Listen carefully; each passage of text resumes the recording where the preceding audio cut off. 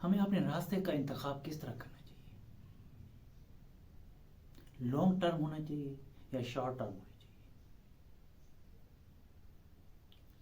یہ آپ نے فیصلہ کرنا ہوتا ہے۔ بہت سے لوگ اپنی خواہش پوری کرنے کے لیے لمبے راستے کا انتخاب کرتے ہیں۔ وہ لوگ پیسہ بنانے کے لیے اپنی سمت گنوا دیتے ہیں۔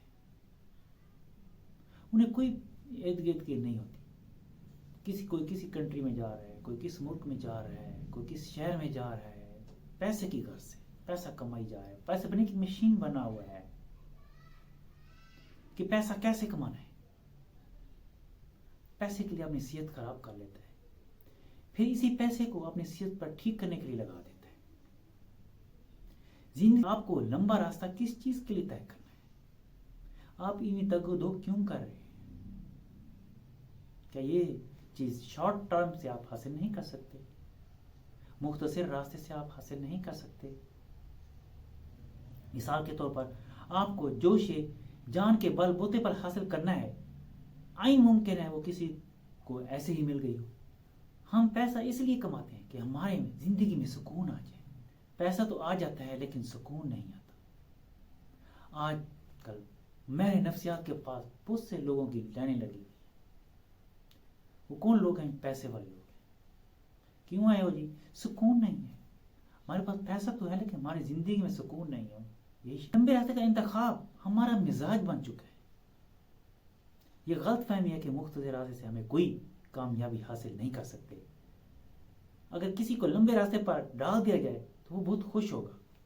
مثال کے طور پر اگر آپ بیمار ہو جاتے ہیں تو آپ چاہتے ہیں کہ میں کسی بڑے ڈاکٹر کے پاس جاؤں جو زیادہ فیس والا ہو، جو لمبے لمبے نسخے جات لکھ کے دے، تو اسے شفا ملے گی۔ چھوٹے موٹے ڈاکٹر سے شفا نہیں ملے گی۔ فرض کرو اگر کسی بڑے ڈاکٹر کے پاس چلے جاتے ہیں، وہ آپ کو کہہ دے گا یا 15 منٹ دور میں بیٹھے آپ کا مسئلہ حل ہو جائے۔ وہ ہنسے گا، یہ کوئی ڈاکٹر ہے، ایسے ٹائم ویسٹ کیا۔ حالانکہ کئی بیماریوں کو ایسے ٹوٹکے گھر میں موجود ہوتے ہیں جو آسانی سے ٹھیک ہو سکتے ہیں، لیکن کیوں؟ ہم لمبے راستے کے عادی بن چکے ہیں۔ بڑا ڈاکٹر ہو تو ٹھیک ہے، ورنہ آرام نہیں ہے، اپنے ذہنوں میں بٹھا چکے ہیں۔ ہم لمبے راستے کی وجہ دوسروں کی باتوں میں آ جاتے ہیں۔ زندگی میں بے شمار لوگ ایسے ہیں جو دوسروں کے باتوں میں آنے کی وجہ سے لمبے راستے میں پڑے ہوئے ہیں، اپنی پوری زندگی ضائع کر رہے ہیں۔ علامہ اقبال رحمۃ اللہ فرماتے ہیں، یہ ایک سجدہ جسے تو گراں سمجھتا ہے، 1000 سجدوں سے دیتا ہے آدمی کو نجات۔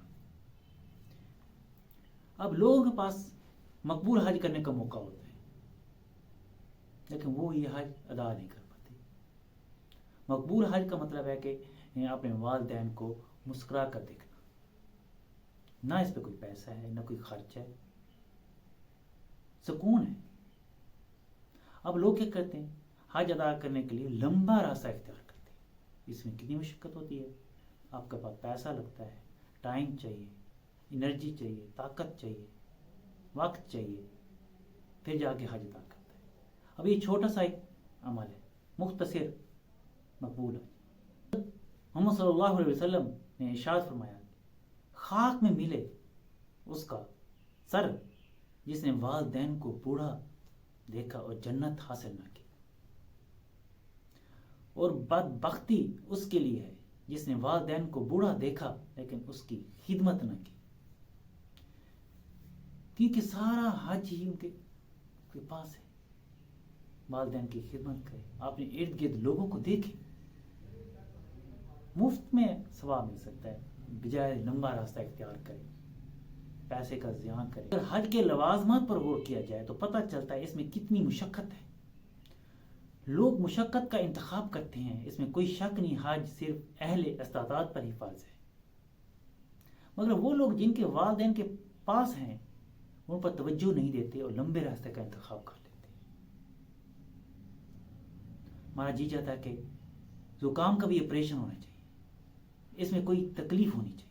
آسان اور مختصر راستے پر چلنا دشوار لگتا ہے، ہم جان بوجھ کر مشکل راستے ڈھونڈتے ہیں، لمبا راستہ ڈھونڈتے ہیں۔ ان چیزوں کی فہرست بنائیں آپ، جن کی وجہ سے لمبے راستے کا انتخاب کرنا پڑا۔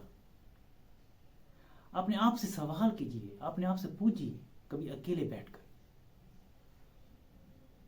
کہ میرا لمبا راستہ طے کرنا ضروری تھا؟ اگر ضروری تھا تو کتنا ضروری تھا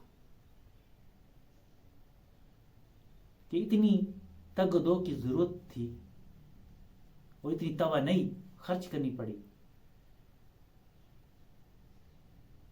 کیا اتنا وقت صرف کرنا چاہیے تھا؟ اس میں اتنا ٹائم لگانا چاہیے تھا؟ اس پہ غور و فکر کریں، سوچیں، تبھی آپ اپنی زندگی میں سکون لا سکتے ہیں، ایک ٹھہراؤ والی زندگی لا سکتے ہیں، پھر آپ کامیابی کی طرف بڑھ سکتے ہیں۔ اللہ تعالیٰ آپ کو آسانیاں دے، آسانیاں بڑھنے کی توفیق عطا فرمائے، آمین۔ اللہ حافظ۔